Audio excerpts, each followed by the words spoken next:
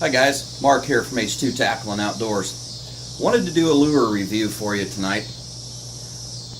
This one's going to be a little bit different because I actually haven't used this lure yet, and it seems kind of strange to talk about a lure without having used it, but I wanted you to understand what my initial first impressions were of this lure. This particular lure is called Violator 7 by Tim Caven. Tim Caven is a lure maker from Minnesota, and not only is Violator 7 a really cool name, Tim named this lure after a guy that was in the military, and it's got a really cool story behind it. I'll get to that here in a second.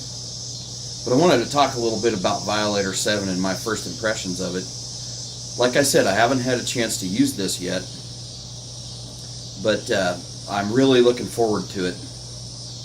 The bottle says Predator Gland Call Lure. I'm definitely going to be using this for a call lure.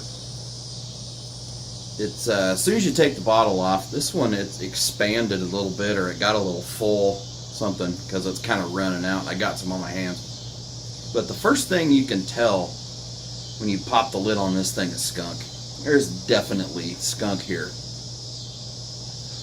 That's what's going to help it be a good call. But a good call needs a lot more than just skunk. What's going on in here is it's glandy. There's some glands. Not heavily tainted glands. Probably fresher glands. Maybe tainted a little bit. But definitely not a completely tainted gland lure. There's some beaver castor in here that I can tell. That's going to add to the curiosity of the call. Every animal's attracted to beaver castor. There's something else in here. It finishes with something sweet once you get past the skunk. I'm not exactly sure what it is. I don't like using call lures down a dirt hole, so I probably will not be using this down a dirt hole. This will go on the mouth of dirt holes that I set, and probably up high on a fence post with a set down below it somewhere. This is definitely going to call. And you use the wind right, and Violator 7 is going to make a good call lure for you. Tim Caven's been using this since I think 1985 or 86. So, and it's still in the market. He's still selling it, and he's still using it himself. So he's doing something right here, guys.